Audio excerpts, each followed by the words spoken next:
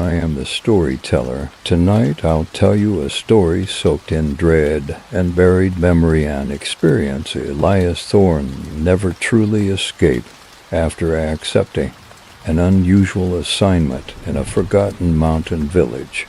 Relax. Listen closely as the wind begins to howl outside your window and discover what was unearthed when he dug too deep and remembered what should have stayed buried. They told me to stop digging. 3 nights ago, I watched the moon peel itself in half silently, surgically, like a curtain being drawn across a stage I wasn't supposed to see. I stood barefoot in snow that hadn't yet fallen, dirt backed beneath my nails, heart pounding a rhythm that wasn't mine. The cold bit like guilt, and the air shimmered with something old, something breathing just beneath the crust of the earth. I don't remember how I got there.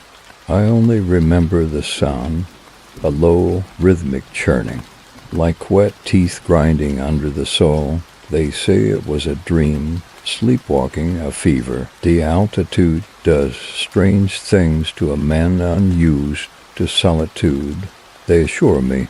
And maybe they're right, but the hole was real. 4 feet wide, 6 feet deep, perfectly round, like it had been bored with a machine, not clawed at by raw, trembling fingers. I found my own tools lying beside it, pickaxe, spade, lantern, though I swear I packed them away days earlier. I don't remember digging, but the hole remembers me. So I write this not to explain or to justify. I write because something's waking beneath Eld Hollow, and if it makes me forget again, I need to leave proof. I need someone to know what it made me see, what it made me become. They sent me a box. No letter, no return address, just a heavy, beaten-up shipping container dropped at my Denver apartment door, humming faintly, like something inside it was alive and whispering. Inside, 1 brittle manila folder to Super 8 reels labeled Monastery B. Depth trials, a coil of handwritten notes on yellowing graph paper, and an age, black and white photograph of a building carved into a cliff face, nearly swallowed by snowdrift, scribbled across the photo's back in slanted script. Eld Hollow, CO, January 3rd, 1974. Find the sigil. Break the lock. The sigil was drawn beside the note, a shape resembling a spiral with 6 notches around its circumference. I recognized the geometry immediately. It was called a cognitive mandala in obscure linguistic folklore, thought to invoke recursion in mental processing. A symbol that didn't just represent thought, but twisted it. I'd written a monograph about it. Years ago, this was bait, academic catnip, and I took it. I drove up into the mountains that same week, plowing roads that hadn't seen salt or shovel in years. The rental SUV wheezed through the elevation, and my own fraying interest in the rational world Eld Hollow wasn't on any recent charts. It hadn't been for decades. According to archive property maps, it was a mining community that collapsed sometime during the Dust Bowl, but whispers in the more esoteric forums said otherwise. Occult forums, experimental consciousness threads, allusions to a failed government trial, Codenham Project, Sycamore, centered around a cloister of monks and a sealed monastery they never left. No one knew what happened to them. I arrived at dusk. The road ended without ceremony, and the trees opened to reveal a village buried beneath the mountains. It was like something left behind on purpose. Dozens of wooden structures, weathered gray and leaning like old drunks, clustered around a central spire, the monastery. The cold hit hard, the kind of cold that comes from the ground up. The wind carried no sound, no birds, no movement. I'd expected ruins. What I found were lights. Warm glows flickered in a few windows. Not many, but enough to tell me I wasn't alone. A woman was waiting for me at the inn, if you could call it that. The hollow hearth carved into a rotten plank hanging by wire. She introduced herself simply. "Mara, you're the one the monastery sent for?" Her voice was low and careful, like she was speaking around something. She had long black hair tucked into a knitted cap, and her clothes were patched in a way that felt deliberate, like someone trying to look poorer than they were. "I wasn't sent," I said. "I was invited." She smiled without teeth. "That's what they all say at first." My room smelled like rust and wet books. The wallpaper had peeled into curled tongues, and floorboards groaned in sleepwalker rhythm beneath my feet. There was no TV, no clock, just a bed, a desk, and a mirror that seemed to darken the longer I stared into it. I unpacked the folder, pinned the photo to the wall, ran the old reels through my portable viewer. It was silent footage. A camera slowly descending into the monastery's lower levels. The stone walls flickered under flashlight. At minute 2, the frame jolted violently, and the screen filled with static. When it cleared, a man stood in the corner, barefoot, pale, eyes wide open. But unblinking, he was whispering something, mouth moving in endless loop, like a stuck phonograph. On the screen's bottom edge, a date flickered, January 12, 1974. 11 days after the date on the photograph, and in the background, faint but unmistakable, was the spiral sigil etched in the stone. That night I couldn't sleep. The wind moaned through the eaves, carrying what sounded like voices, not words, nothing I could decipher but rhythm, cadence, a chant, maybe, low and cyclical. And then, sometime around 2 a.m., I woke to the sound of my own voice. Except I wasn't speaking, I was listening. It was coming from the mirror, and the mirror was breathing. I woke to silence, the kind that presses against your chest like damp wool. For a second, I thought the night had been a dream, just altitude sickness twisting neurons into knots. But the mirror still glistened with a faint haze of moisture, and the words I'd scrawled onto the desk in pencil were still there. "You were never alone." I don't remember writing them.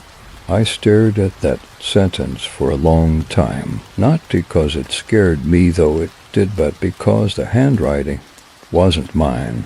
It was my father's, but he'd been dead for 12 years.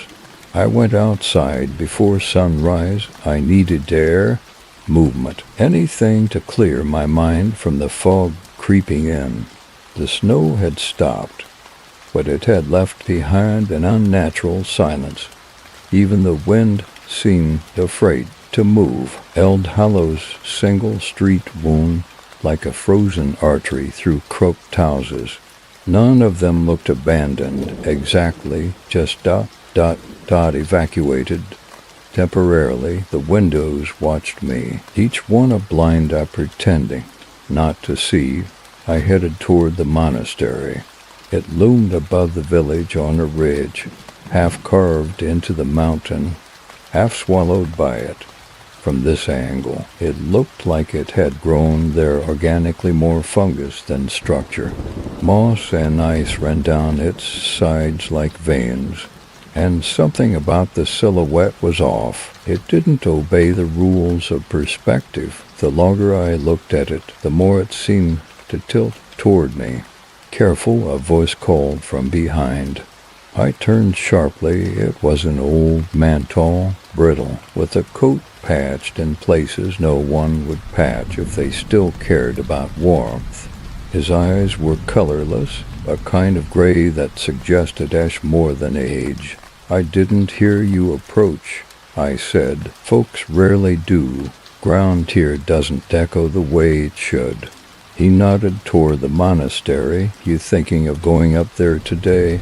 That's the idea, he snorted. Don't rush. That place has got a way of letting itself be seen when it wants.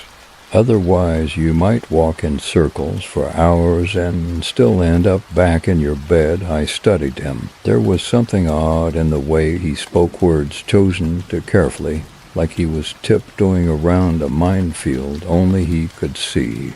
Do you live here? I asked, long enough to forget when I didn't. Call me Corwin. He stuck out a hand that felt more like bark than skin. You're not the first they've brought up here, you know, he said. Most leave, some don't. They? He pointed to the monastery without looking.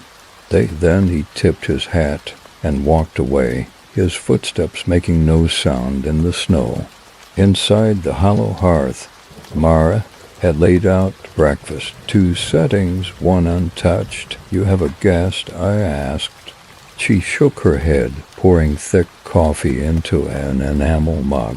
Habit, she said. Whole routines die hard. There were no clocks in the inn, no radios, just the slow tick of dripping meltwater in the eaves. Mara didn't ask about my night. She just watched me eat like she was counting the seconds between each bite. I saw the old man. I said, Corwin, odd fellow. Her eyes flicked up. He's older than he should be. Never left the hollow and the monastery? I asked. She hesitated. You'll find what you're looking for, Elias, but you won't like what it says. I made the climb to the monastery afternoon. The trail was steep, carved in narrow zigzags between for trees.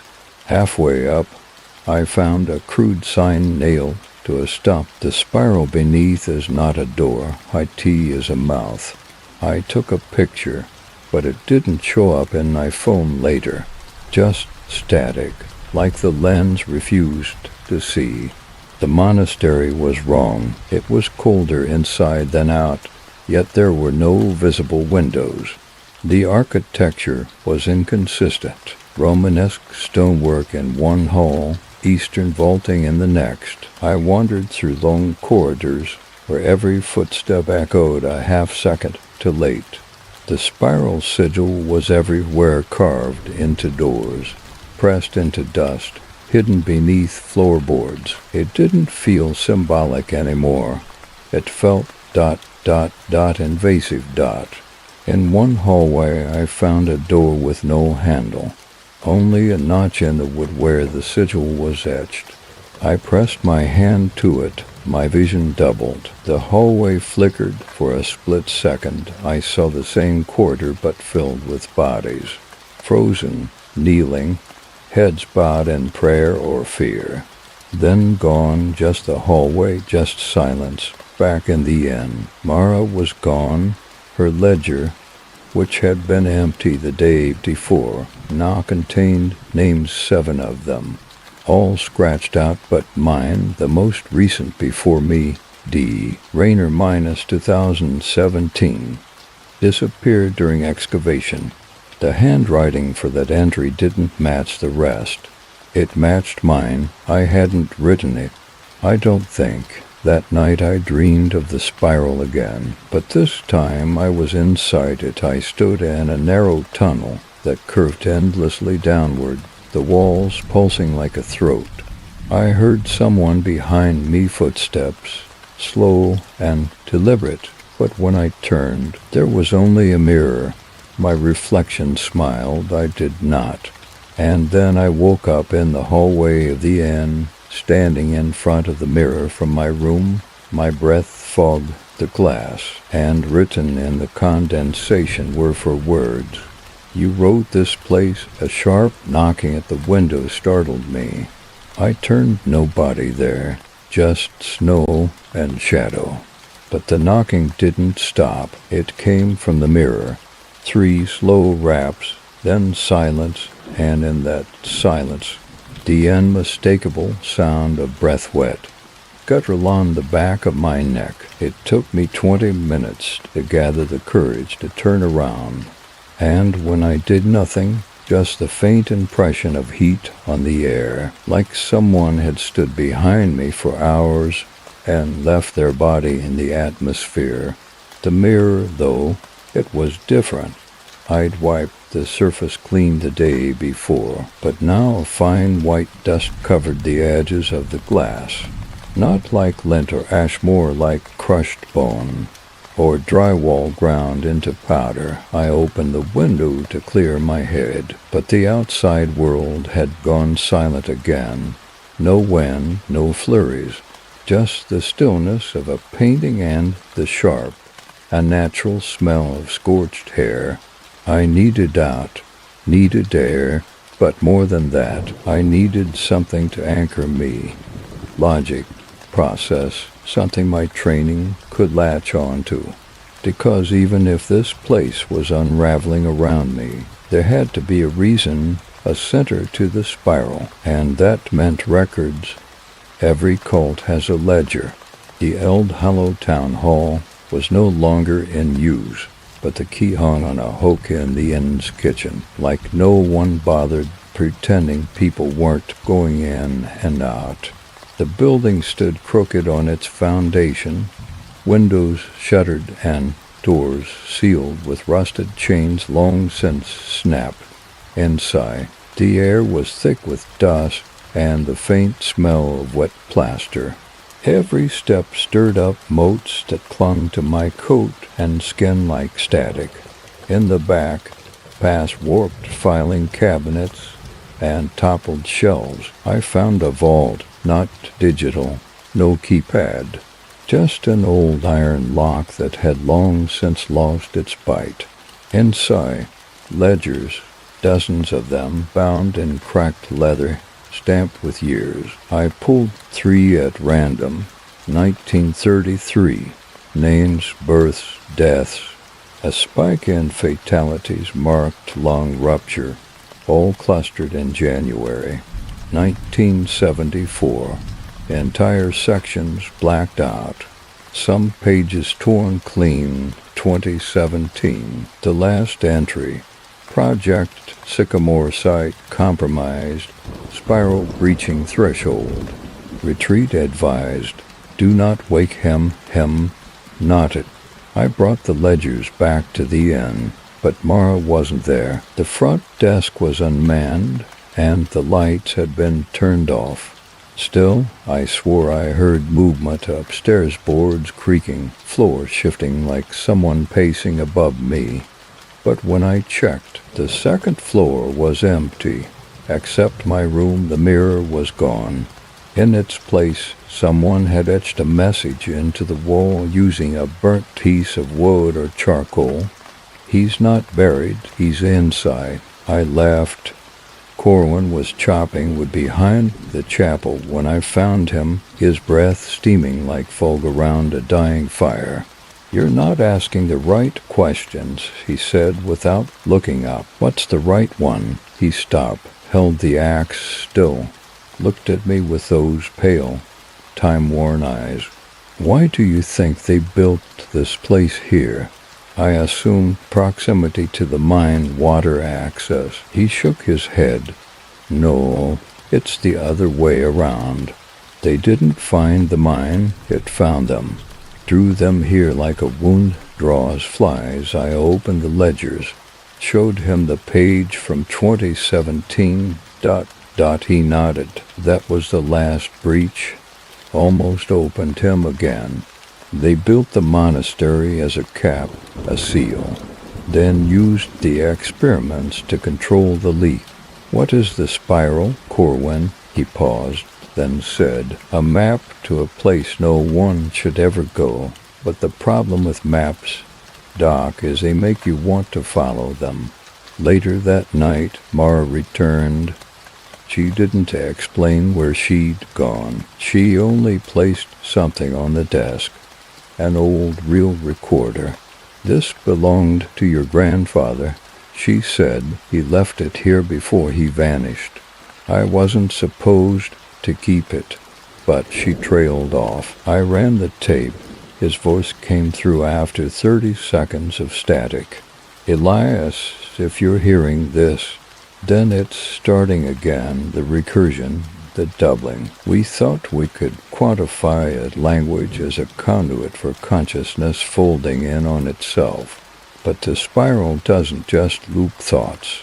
It devours them. You were never supposed to come here. They sent you because they needed someone who wouldn't believe what he saw, someone who'd keep digging.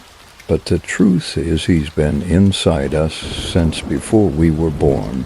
They're not hallucinations. Elias, they're leakage. Don't trust the mirror. I didn't sleep. The nightmares came anyway.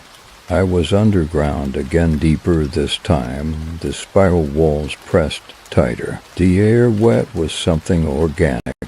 A heartbeat throbbed through the stone, and faces jutted. From the rock people I recognized, my mother, my mentor, myself, each whispering a single word, stay, then silence, and then the sound of teeth grinding bone. I woke on the floor, hands curled into claws, blood beneath my fingernails.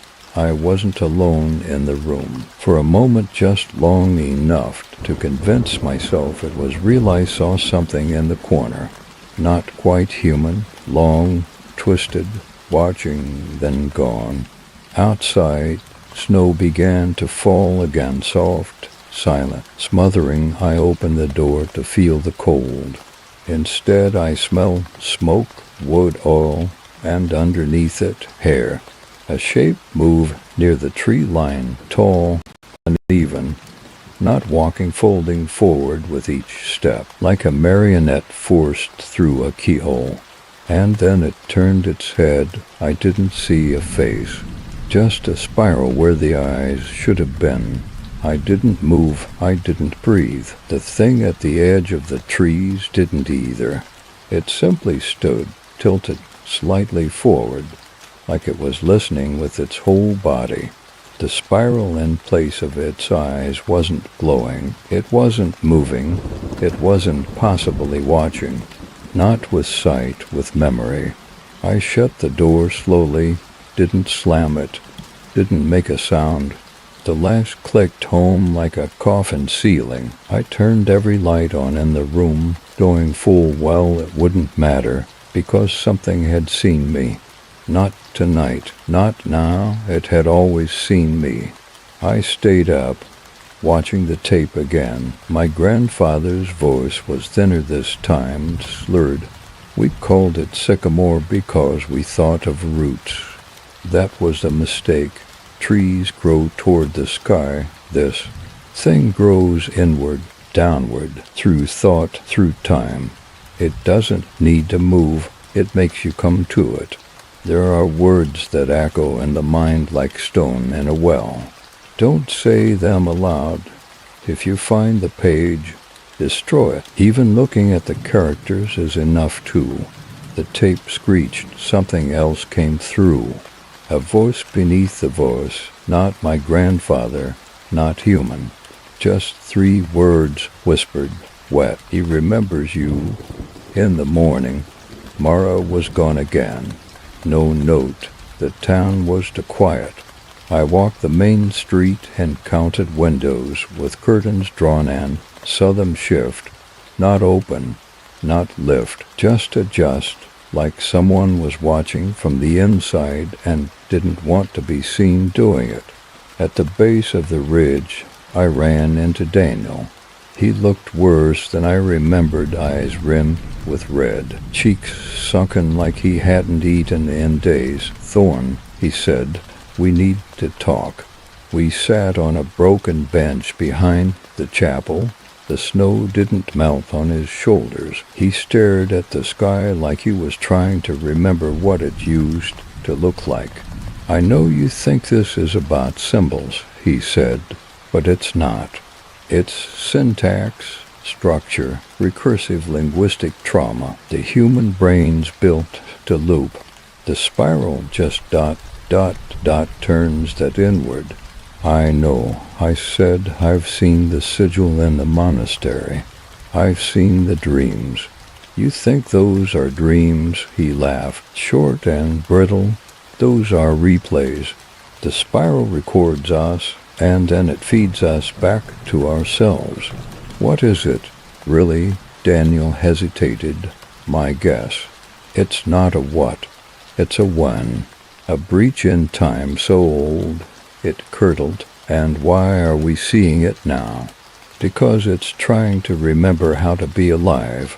That afternoon, I went back to the monastery. The halls were darker. The sigils were fresher, etched recently, as if someone had been adding to them. My breath fogged, even though the temperature should have been warmer underground. The further in I went, the less the architecture made sense. Ceilings dipped where they should have vaulted. Steps ran downward, but led upward. Doorways faced away from the direction I'd just come. There were no footprints but my own until I reached the sealed chamber. The door was metal now. It hadn't been before. I don't remember opening it. Inside, stone steps winding downward in a spiral. On the walls, carving steep, deliberate, almost architectural. Spirals inlaid with smaller symbols, letters from languages I didn't recognize but understood. They weren't just phonetic, they were mnemonic triggers. I reached the bottom. It was a vault. In the center, a chair made of old wood and twisted wire. A crown of metal filaments hung above it like an executioner's noose, strapped to the arms. Restraints on the wall, a phrase etched over and over in shaking hand. I remember what you forgot. I didn't hear the door close, but when I turned to leave, it was gone. Trapped, I backed away from the wall, reached into my coat for my phone. No signal, no light. The chamber pulsed. The spiral on the floor began to glow faintly, a heartbeat of old fire. I felt it in my teeth. Then the air thickened, dense, wet, full of smell, not rot, memory. Like walking into a room you hadn't entered in years, and finding everything exactly where you left it. I stumbled forward, touched the chair, and suddenly I was someone else. No, not someone else, someone else's memory, flooding through me like blood in a burst vein.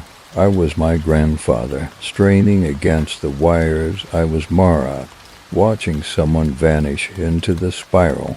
I was Daniel, standing at the edge of a pit that never ended, whispering into it just to hear my own voice come back wrong. I was Corwin, carving the sigil into my own skin to keep it out. But knowing it was already inside, I collapsed. I don't know how long I was down there. When I woke, the door was open, and someone had left something beside me. A photograph, the same one from the box, but now the figures in it had changed. The man at the center, the one I had assumed was my grandfather, was me. Same face, same eyes, same knowing smile. As I stepped out of the vault, something whispered just behind my ear. You've been here before. Not Mara's voice, not Daniel's, mine, but older, slurred, familiar. I turned. The hallway behind me twisted, and at the far end the spiral opened. Not carved, not etched, open, moving, like a mouth mid-sentence. I ran. I didn't know where the monastery ended and the tunnel began.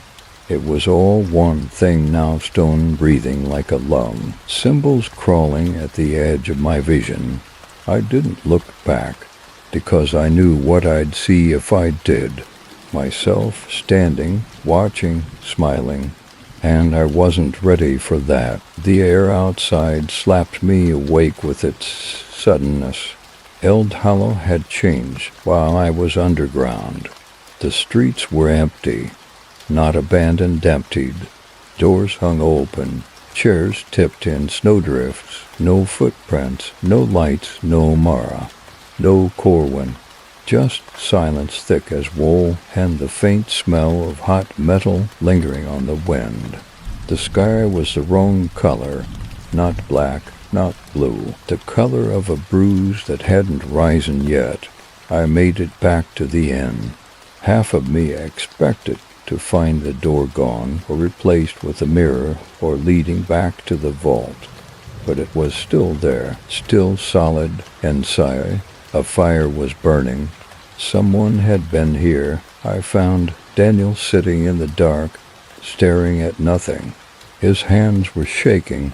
They took her, he said without turning. They took Mara. Took her where? He laughed softly, like a man remembering the punchline to a joke that broke his mind. There's nowhere anymore, Elias. Not in Eld Hollow. The spiral doesn't move through space, it moves through remembrance. If it knows you, it owns you. Why her? Because she remembered something she shouldn't have, and because it needed to remind you. Remind me of what? He looked at me then, his hollow voice flat.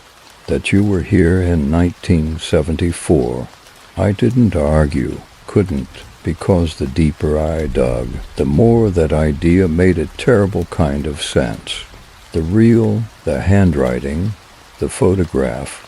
It wasn't just that I resembled my grandfather. I was him, or had been, or had inherited more than blood. A loop, a genetic rerun, or something worse. A recursion of thought. The spiral didn't just eat memory, it recycled it. I looked down at my hands and didn't recognize the lines on my palms. I went through Mara's things, not to steal, just to find something, anything, a trail to follow. Beneath her mattress was a book bound in waxed leather, handwritten, dated 1974, Field Journal MT. I froze. MT. Mara Thorne. Same last name. I flipped to the last page. It had been torn out. On the inside of the back cover was a pressed flower, and beneath it, scribbled in hurried ink, "You left us once. Don't do it again." Outside, wind had picked up. Not the natural kind, the inside kind. The wind that blows down halls where no windows exist. It carried voices not in volume, but in pattern, that same chant again. Low, circular, looped. I recorded it, played it back, heard the message buried in static. He has your eyes now. Corwin appeared that night, or something wearing Corwin's shape. He knocked once and entered without waiting. His face sagged like wet cloth, eyes clouded over, but his movements were deliberate. "I can take you to her," he said to Mara. He nodded. "But you need to bring it with you." "What?" He pointed to my chest. I hadn't noticed until then, but the spiral was carved into my sternum. Not ink, not paint, blood, mine. He led me out behind the chapel, through a side door, down stone steps slick with ice and candle wax. We passed pews buried in dust, altars overtaken by root and moss. The air grew warmer the deeper we went. Then the smell hit me, rust and ash and something impossibly sweet, like rotted honey. At the bottom, a door made of bone. Not metaphor, real skulls, femurs, vertebrae mortared into an arch. The spiral was edged into the center, pulsing faintly. "This is where it speaks," Corwin said, "but only if you remember the question." I turned to ask him what he meant. He was gone. I stepped through. The chamber beyond was vast, bigger than the monastery, bigger than the town, circular. Walls lined with mirrors that didn't reflect me, only my memories. There was my father, standing in the hospital room the night he died, whispering a lullaby I never learned. There was Mara as a child, sitting by a fire, drawing spirals in the dirt. There was me, younger, screaming in a language I don't know. Each reflection ended the same way they turned, and their eyes were spirals. In the center of the room was a pedestal. On it, the missing page from Mara's journal. I picked it up. The experiment never ended. The monastery is the experiment. The spiral is the result. We were never studying it. It was writing us. And beneath that, scrawled in a child's hand, he's almost done remembering. Then the lights went out, not dim, erased. I felt the presence before I saw it, massive, fluid, all angles and none. A shape that could only exist where space had no rules. It didn't speak with words. It spoke in recognition, and I realized it wasn't coming from me, it was coming through me. The mirrors began to crack, one by one. Each fracture echoed like bone snapping. And from the shattered glass came whispers not from others, from me. Hundreds of voices, all mine. All saying the same thing in unison. I was always here. I ran again, because that's what you do when you recognize your own voice and don't remember saying the words. The spiral chamber behind me began to collapse, not in a physical sense, but in logic. Doorways folded into themselves, stairs reversed upward and ended at the floor. The ceiling pressed closer with each breath, yet no air left the room. My ears filled with the sound of my name, whispered, pleaded, accused. I burst through what I hoped was the exit, found myself back inside the monastery, only it wasn't the monastery I knew. Everything had aged 50 years in a blink. The dust wasn't new, it was settled. The walls bled rust like they'd been abandoned since the war. The sigils were older now, carved with crude tools, some overwritten by others, like graffiti layered across generations. I was back in 1974, or I was remembering it, or the spiral was making me live a version of it again. I couldn't tell anymore. I moved slowly. I needed proof, something material, something not twisted by memory or metaphor. Something real. The old administrative wing was still intact or restored. The desk where I found the first photograph now had a whole file cabinet next to it. I opened it, dozens of folders, labeled in blocky typewriter script. Sycamore participant, logs observation, subject thorn, cognitive feedback experiment B. Incident 04, nonlinear recall event. I flipped through one, my name on every page, even the ones dated before I was born, under behavioral note. One file read, subject continues to demonstrate recursive fidelity, believes in self-construct despite feedback collapse, increasing signs of phase bleed, recommend exposure to mirror stimuli for dissociation acceleration.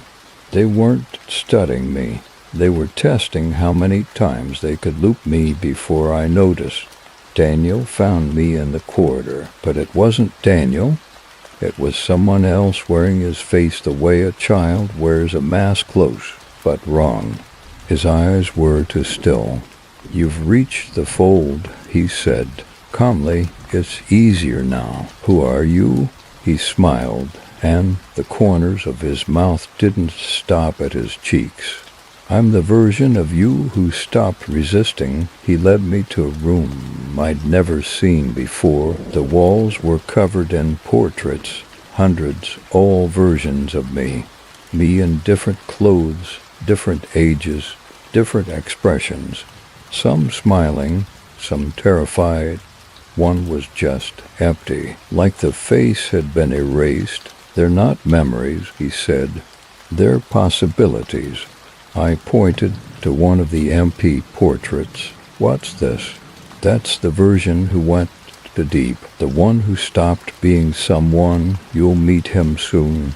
In the center of the room was a table with a single item, the trigger object. I didn't know how I knew that. I just did. It was a pocket watch, gold, cracked face, still ticking, inscribed on the back, "To Thorn, who always returns." I picked it up, and the room fell away. Suddenly I was in the snow again, not dreaming, not hallucinating, not in 1974, now. Held hollow as it was when I arrived, except everything was mirrored.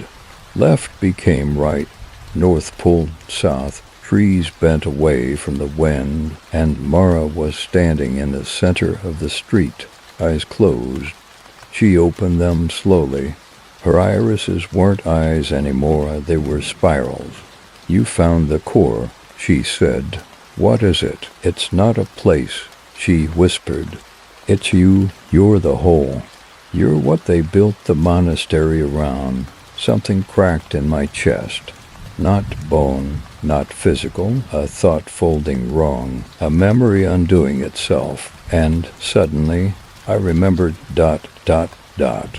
I'd never left Old Hollow. I'd never been sent a box. I'd never lived in Denver. It had all been the spiral's way of keeping me still, letting me believe I was moving so I wouldn't notice I was trapped. Mara reached out and touched my hand. "You've been remembering the wrong direction." Then she began to split, not in blood, not in bone, in time. Each version of her peeled outward, one that warned me, one that fed me, one that betrayed me. They fanned around me like pages in a book, all being read at once. And in the middle of them, the spiral opened again. This time it wasn't a tunnel, it was a mirror, and it pulled me in. Inside was silence, then water, then a voice, my voice, but not from my mouth. From below, "You're almost out. Just forget what you learned, forget her, forget the chamber, forget yourself." That's how we all leave. I looked down and saw the man who wasn't me, still wearing my face, still whispering, still digging. A sudden click echoed in the black, the sound of a watch snapping shut, and then utter silence. No breath, no thoughts. Just a final word, spoken like prayer. "Stay." I woke underground again. Or maybe I never left. The walls pulsed in slow rhythm, like a womb deciding whether to give birth or swallow its contents whole. The spiral was gone from view, but not from me. I felt it in my joints, and the way my thoughts turned inward, thoughts that loop like an echo with no source. I was him, he is me. We are not alone. I wasn't sure whether it was a spiral thinking, or if I'd simply gone mad in a way that didn't feel like madness anymore. It felt like acceptance. The man wearing my face was still digging. His hands bled at the knuckles. He didn't look at me when I spoke. "What are you looking for?" I asked. ... He paused. The shovel hung limp in his hand. An end to what he didn't answer. Instead, he stood and held something out, a broken bone, my radius, by the look of it. Still wearing a wristwatch, the gold casing, the cracked face, still ticking. "Why are there so many versions of me?" I asked. "Because you never make the same mistake twice," he said. And then he laughed. "But you do keep making it." I left him there, still digging, climbed upward, but the stairs twisted again back to the monastery. Except this time, it was on fire, not in the real world. in the way memories burn uncontrolled and filled with heat, but no smoke. The halls curled inward, doors bled light. I passed Mara again, but she didn't move. Her skin flaked like ash when I touched her. Then I passed myself, sitting cross-legged in a chamber I didn't remember entering. Eyes wide open, not breathing, dead, asleep, dreaming. The spiral turned slowly behind him. Behind me, I touched my own shoulder. My other self whispered without moving his mouth. The trick isn't escaping, it's remembering why you came. There was a door at the far end of the corridor. It hadn't been there before. Simple, wooden, slightly ajar inside. A room filled with boxes, identical to the one that first arrived at my apartment. All sealed, all humming softly. I opened the nearest one. Inside, a reel-to-reel player, a stack of Polaroids, a mirror wrapped in cloth, a note delivered to E. Thorne, Eld Hollow, 2023. I checked another, same contents, same label. The spiral hadn't been reaching out. It had been sending me back, over and over, to itself. I heard something outside the room, wet footsteps, crawling. I took the mirror, I don't know why, just instinct. It thrummed in my hand like a live organ. I unwrapped it. The reflection wasn't mine. It was the spiral, close, alive, turning, not in geometry, but feeling. I couldn't look directly at it without my thoughts pulling into knots. Every memory sharpened into a needle point and pricked, something buried, too deep to name, but I couldn't put it down. It knew me, and worse, it loved me. Then the mirror whispered, "You're the only one who didn't forget," and I remembered everything. 1974, I was here, not as a visitor, not as a descendant, as a subject, Project Sycamore's final participant, the only one who survived full immersion.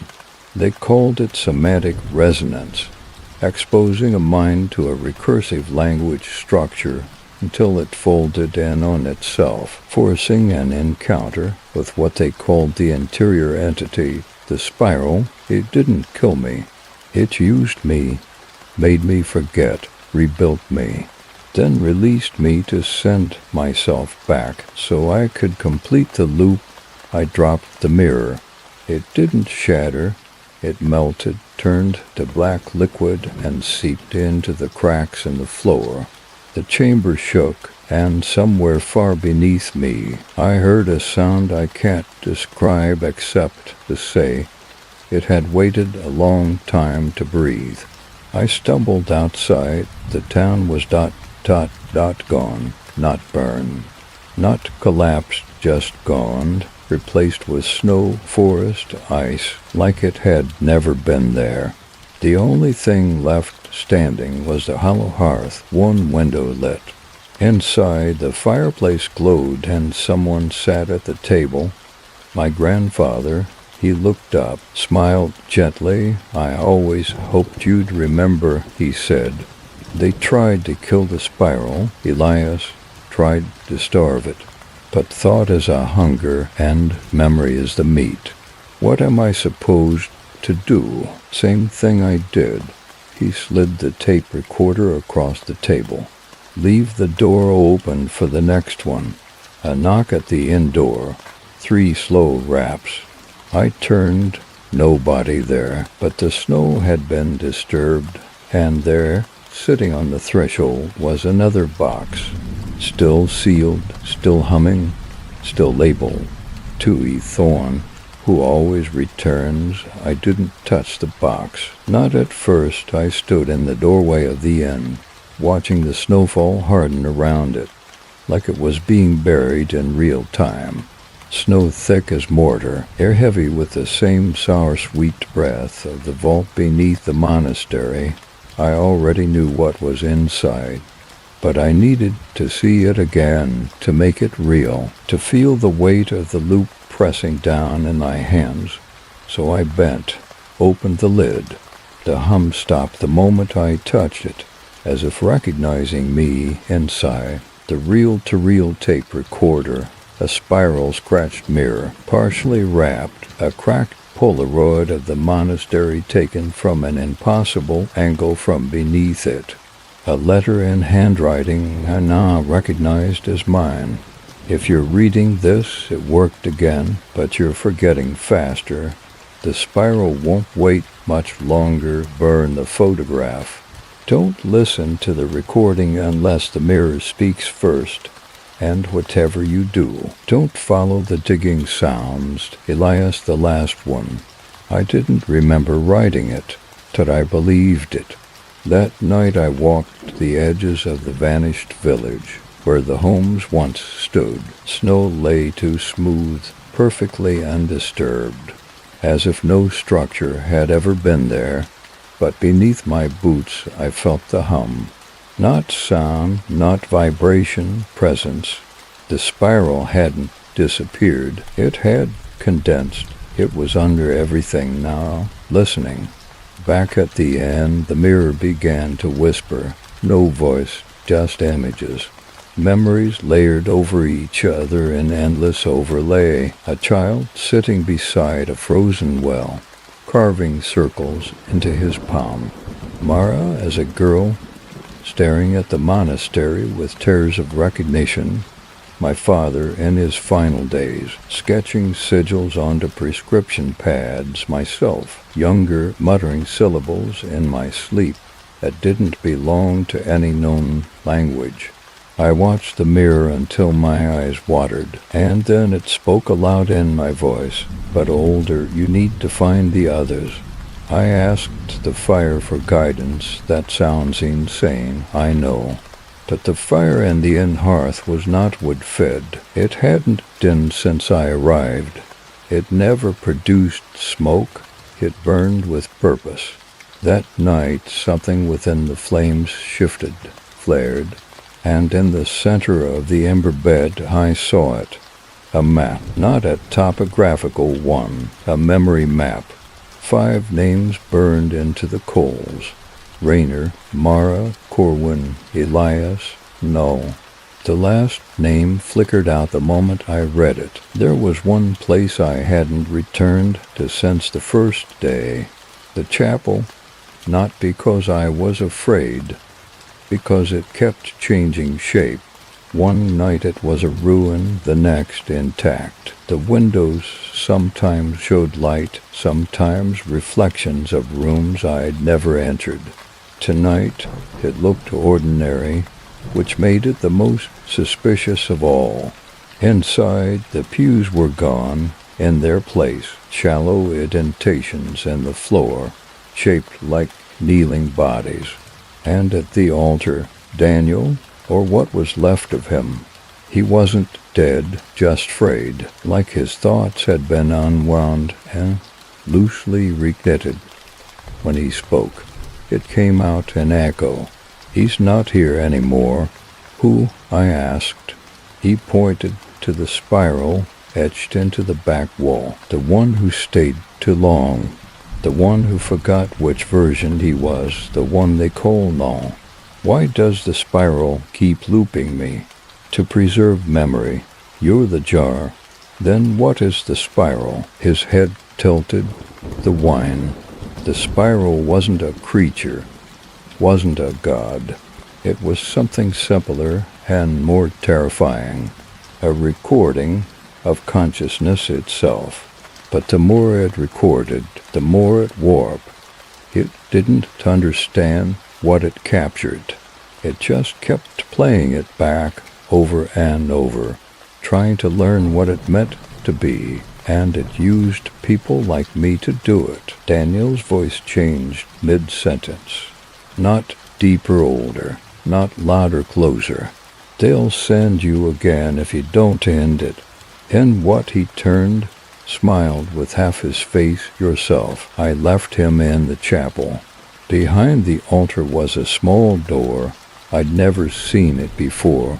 It opened on a narrow stairwell leading down into the frost-bitten dark. At the bottom, a tomb. Like a clean slate, I stepped forward. The stone beneath my feet cracked, and behind me someone whispered, "You finally made it back to the beginning." I stepped into the light. The white spiral burned beneath my feet, not with fire, but memory. Not heat, but truth compressed into a single, impossible moment. I could feel every version of me pressing forward through time like hands through a sheet. All the ways I died, all the ways I forgot, all the ways I chose to remember too late. This wasn't death, it was prelude. The spiral didn't record your end. It recorded what happened right before you broke. The light dimmed, and then I was back. Not in Eld Hollow, not in the monastery, someplace earlier, waking up in a motel bed just outside the Rockies, Denver skyline still ghosting my window, and an open box at my feet, label in red and humming. My breath caught, heart stalled. This was the first loop, the original memory, before recursion. Before the spiral had its teeth in me, I didn't open the box. Not yet. Instead, I tested everything. Phone, working wallet, Colorado driver's license, name intact, calendar, January 3rd, 2023. The same date as the photo from the box, the same date from every return. The fixed moment where I'd always been sent to Eld Hollow, except this time I hadn't gone yet. I had the chance to turn back, to choose, but I already knew. There is no choice, there never was, because choosing not to open the box was still part of the spiral. It had built that in, too. I opened it. Same contents, same smell, same pulse in the reel-to-reel player, like it was alive and dreaming. But this time beneath the photograph was something new. A page torn from a journal. The handwriting was Mirage. This version is different. He doesn't flinch as fast. He remembers things before they happen. I think the spiral is getting sloppy. Or maybe we're getting close below that. Scroll hastily. If you find the white gate, you have a chance, not to escape but to finish. There's a deeper layer. Under the tomb, past the fire, I packed the box and left the motel. I didn't even bother rationalizing it anymore. The spiral had won that battle, but it hadn't won me yet. The drive into the mountains was different this time, not just in details, though they were off. The ranger station was gone, the snow banks were too high, a tunnel that didn't exist before now cut under the ridge. No, the difference was internal. I felt the spiral in my spine. Each bump in the road triggered half-formed flashes, Mara screaming, Daniel digging, my own body lying cold in a chair under the monastery. The memories weren't layered, they were stacked. Like a book someone kept dog-earing at the same page. Eld Hollow waited at the end of the pass. This time it looked pristine, painted porches, children's laughter, smoke from chimneys curling in perfect symmetry. It had never looked alive before. That meant it was closest to dying. The spiral was baiting me, giving me comfort so I wouldn't fight what came next. Corwin met me at the end. This version of him looked 20 years younger, stronger. "You remember me yet?" he asked, teeth gleaming. I nodded. "I remember all of you." He tilted his head. "Good, then maybe this time you'll make it to the bottom." "What's down there?" I asked. He paused. Then, with absolute stillness, "The thing that remembers before remembering existed." Mara appeared that night. Not in person, In the mirror, she was underwater, hair floating upward, mouth moving, no sound. I turned away and her voice whispered directly in my ear. It's beneath the tomb, Elias, but it's not a place. It's an agreement. I returned to the chapel. Everything matched my last memory. The altar, the false grave, the inscription. But this time I dug with my bare hands, nails splintering, skin tearing. Beneath the stone slab was not earth, it was glass. A polished surface that shimmered like ice, but reflected nothing. I pressed my palm to it. The tomb whispered, "Remember me correctly, and I'll let you go." I fell through.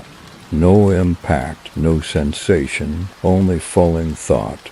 I was back in the chair beneath the monastery. But this time the wires weren't attached. The spiral hung above me like an eye of God open and lidless, filled with every version of me screaming the same word over and over. Again I stood, faced the spiral, and it spoke for the first time. Not in thought, not in memory, in language. Tell me the last true thing you ever believed. The spiral's voice sounded. It pressed into my skull like a migraine that had learned to talk. Tell me, it repeated, the last true thing you ever believed. I opened my mouth, but what came out wasn't a thought. It was a memory. I was 12, lying on the floor of my father's study, watching dust motes move through a shaft of late afternoon light. He was telling me about language, how it didn't describe the world, but created it. Names, he said, are leashes for reality.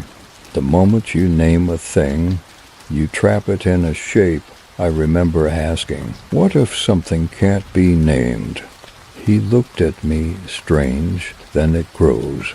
The spiral pulsed above me, ... It remembered that day too. Had filed it away, misindexed, misinterpreted, and now it played it back to me like an apology. But there was no emotion, no regret, only replication. The spiral didn't want to understand me. It wanted to be me, I answered. Finally, my name. I said, voice flat. That was the last true thing. The spiral paused. And then, without warning, it collapsed. Not physically, it inverted, turned itself inside out, like a trick of perception, and in its place, a doorway opened. No walls, no hinges, just the suggestion of passage. I stepped through.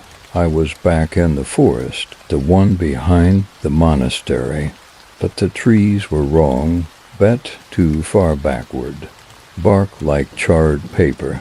Ahead, a shape, a man, digging. Always digging, I approached, not cautiously, not quietly. I wanted him to hear me this time. Elias, I said. He stopped, turned. It wasn't me. It was the null. The null looked like every version of me but overwritten. His skin held lines that didn't make anatomical sense. His eyes were spirals, but not moving, static, dead. He tilted his head. You're late, he said. Late for what? To stop me from finishing. I stepped closer. Finishing what? He pointed to the hole inside, the mirror. Bigger than the others, surface rippling.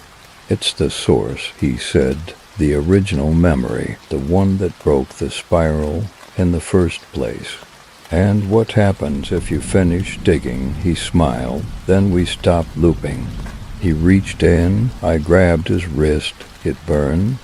Not with heat, with recognition. I saw everything. Not just the loops I'd lived, but the loops I'd initiated. Times I'd sent the box to myself, to others, the ones who didn't make it back, Rayner, Mara, even Corwin, test subjects that didn't survive recursion. I wasn't the first, I was the delivery system. I pulled his hand from the mirror, and the world shook. Trees bent inward. Sky ruptured like paper, and beneath my feet the spiral screamed. Not out of pain, out of loss. It was forgetting. For the first time I had broken the loop. The knoll laughed, cracked like glass. "I'll come back," he said. "No," I reply, and pushed him into the mirror. He didn't fall through it.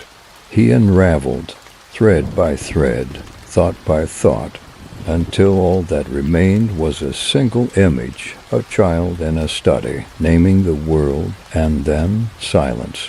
The mirror shattered, the forest flattened, and I stood alone, holding the only thing that remained, the broken pocket watch, still ticking, but not forward, back. I returned to the monastery one last time. There were no sigils, no spiral, just a clean stone room, empty except for a desk, and a typewriter with one page waiting.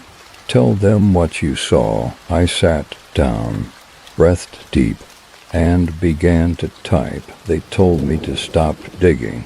3 nights ago, I watched the moon peel itself in half.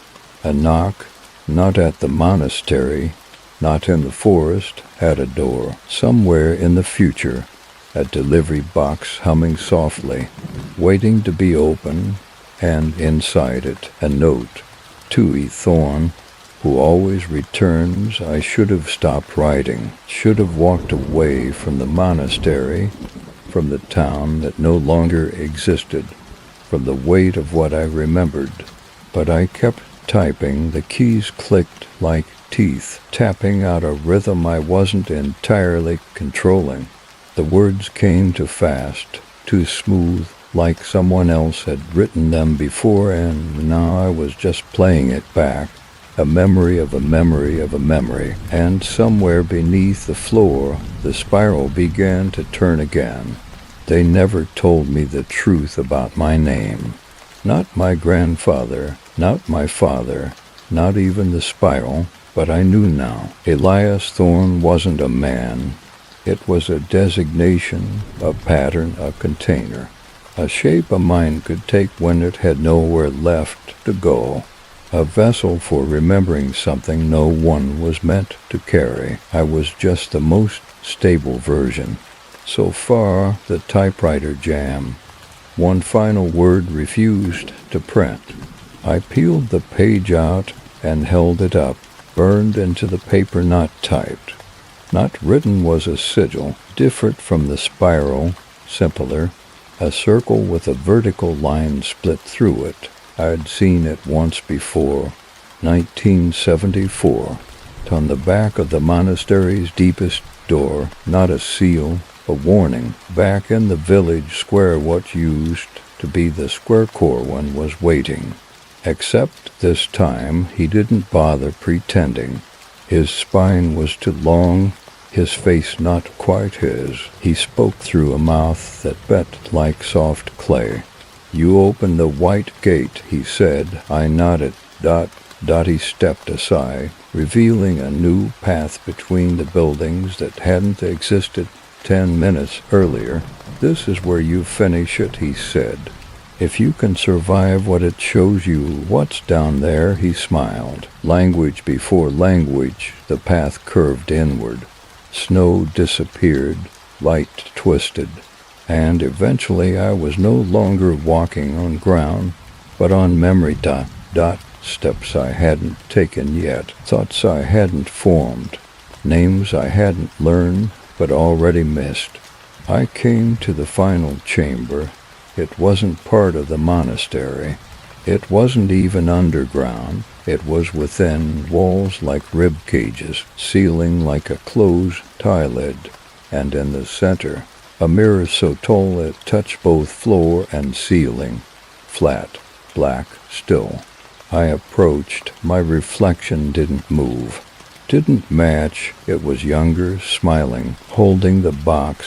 He spoke first. "You made it further than most." I broke the loop. He shook his head. You shifted it. Loops don't break, they evolve. I reached out to touch the mirror. He mirrored me, but at the last second he didn't. His fingers pressed against mine while mine hovered just short. He wasn't a reflection. He was a recording of the first Elias Thorne, the original, the one who opened the spiral the first time. I didn't want this, I whispered. Didn't matter, he said. You were built to carry it. Behind him something moved. Not a shape, a sound, the spiral, not turning, speaking, not in words and names. A waterfall of names, thousands, tens of thousands. People who came here, people who opened the box, people who tried to remember. Names spoken in loops. The spiral wasn't just alive. It was feeding, and I had brought it meals. I stepped through the mirror. It swallowed me whole. No pain, no light, just memory. The voices of the past burned through my skull. Every failed version of myself, every mistake, every dig, every scream into the dark, and then silence. The spiral waited, for the final answer. What do you want from me? I asked, and it replied with one sentence, the only sentence that mattered. Tell me who you were before I named you. I didn't remember, but I lied, and the spiral believed me. Everything collapsed. Not violently, like exhaling. I woke in a chair somewhere far from Eld Hollow. A room with white walls, no windows, a mirror in front of me. My face, only younger, a man stood in the doorway. Clipboard in hand. You've been under a long time, Dr. Thorne, he said. Can you tell us what you remember? I looked into the mirror and saw nothing. No spiral, no eyes, no reflection, just white. Behind the mirror, something shifted, a low, rattling breath, and a whisper I hadn't heard before. Not from me, not from the spiral, but from someone new. He remembered something he shouldn't have.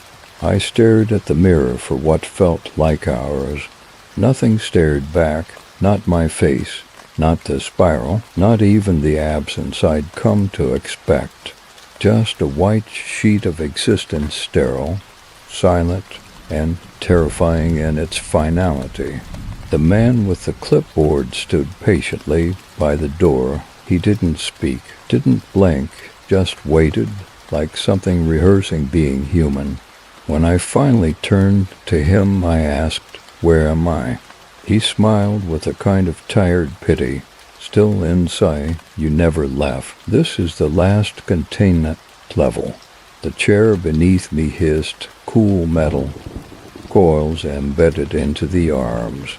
I tried to stand, but my legs didn't move. The man set the clipboard down. You're a mnemonic ghost, Dr. Thorne, a structure of memory. A side effect, not the first, not the last. He held up a thin sheet of translucent material, my face on it, several versions of me, actually overlaid in increasingly abstract configurations. We tried to erase you when the recursion started, but you stuck like splinters in the interface. My mouth went dry. This isn't real. His smile widened, split, literally, jaw stretching too far. Teeth wrong, you're right. He pressed his fingers against my forehead. Neither are you. The mirror cracked, and I fell through again. Only this time I wasn't Elias Thorne. Not fully. I was the spiral's echo. A patch of corrupted memory looping through dozens of iterations, trying to resolve what couldn't be undone. And now I'd reached the end of the loop, the lowest level of recursion.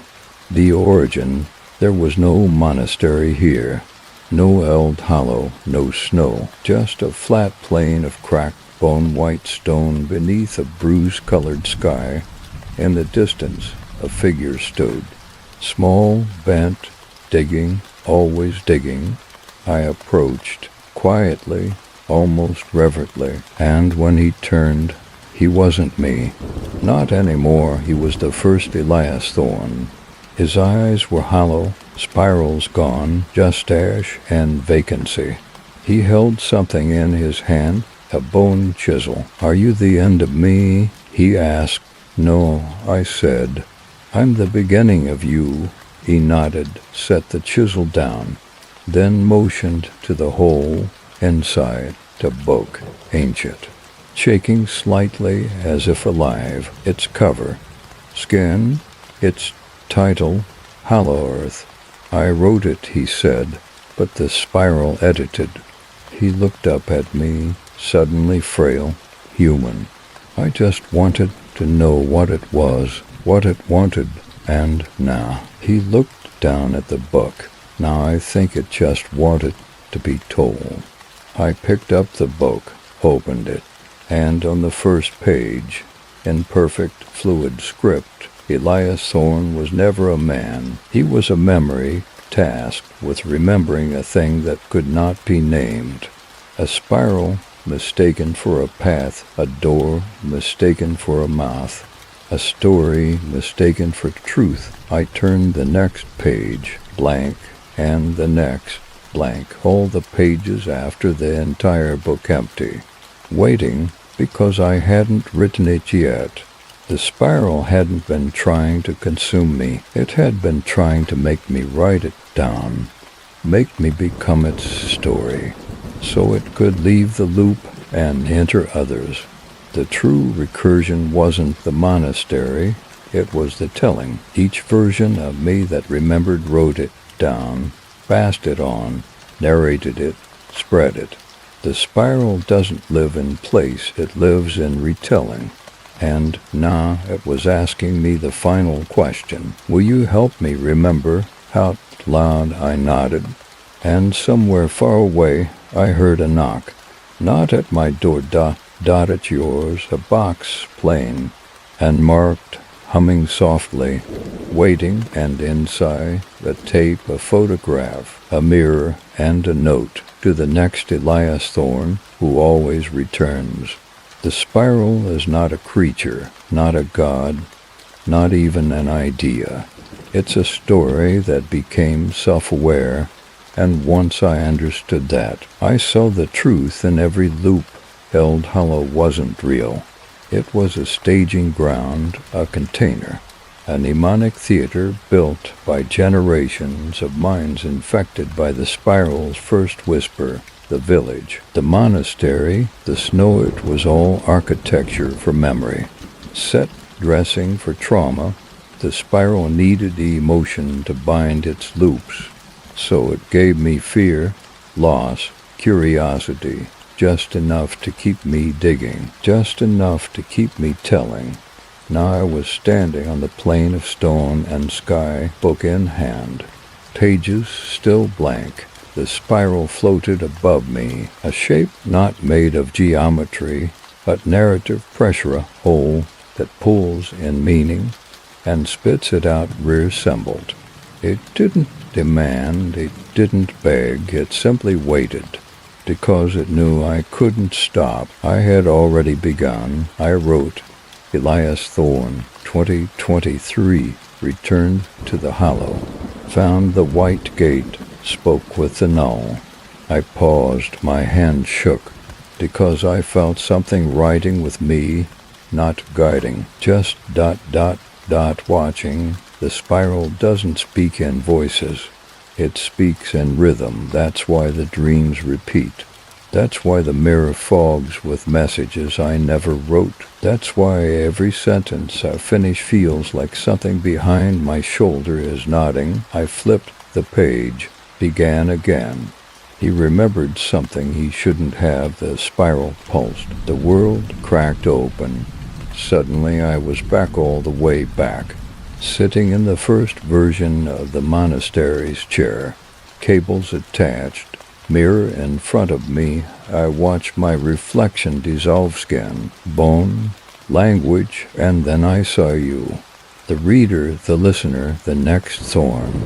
You were there, behind the reflection, absorbing what I gave you. Because that's how the spiral survives now. It travels through storytelling every time you hear the tale, every time you imagine the monastery, every time you picture the mirror. You feed it. It doesn't want to scare you. It wants to be real to you, because in belief, it finds body. In memory, it finds breath, and in retelling, it finds freedom. I closed the book, didn't burn it, didn't bury it. I mailed it, wrapped it in paper, patted it with salt, addressed it to a name I'd never heard before, but which felt right on my tongue. Not Elias, you. A post office somewhere in the mountains, dust, frost on the glass, no one behind the counter. A package resting on the counter, unclaimed. Addressed in perfect handwriting to the one who hears this, and inside, the story still unfolding, waiting to be told again. There is a shovel in my hand again, even though I never remember picking it up. The ground is soft, damp, old, but freshly disturbed. Somewhere above me, the sky peels like wet paper. Somewhere beneath me, the spiral waits not like a predator, but like a listener holding its breath. And I'm digging, not because I want to know what's down there, but because I already do, and I am just proving it to myself. Again, I hear voices in the dirt, familiar to familiar, not memory, not hallucination, playback, the spiral letting me hear myself looped, distorted, overlapping like a bad tape spliced too many times. Tell them what you saw, you always return. He remembered something he shouldn't have. Stay. My fingers hit wood, old, cracked, worn smooth with centuries of knowing. I brush the soul away, the box, the original. I open it slowly inside the book. Now full the mirror, now black the tape recorder, still humming. And one final note, handwritten by me. This is where it ends. Don't record it again. Don't send it. Don't dig, just listen. I play the tape. No voice, no music, just a rhythm, slow, wet, like breathing through soul, like something listening from beneath. And then a voice not mine. Lower, wider, impossible. It speaks 3 words. We remember you. I understand now. The spiral was never trying to escape. It was trying to become us. To slip inside the folds of story, memory, folklore, to spread through narration. It needed a host that could survive the recursion. One that would keep retelling it, writing it down, uploading it, reading it aloud, spreading it to you. The final loop is not a place, it's a platform, a voice, a video, a narration. So I speak the last words into the recorder. I say them clearly, not for me. For whoever hears this next, you, my name is Elias Thorne. I am the last version. I closed the book. But if you're hearing this ... then you open the box. The recorder clicks, the screen goes black. But just before it does, the mirror flickers once, and for a fraction of a second a shape stares back from inside it. Not a reflection, not a person, just a spiral. Still, waiting, a long, quiet pause, faint breath.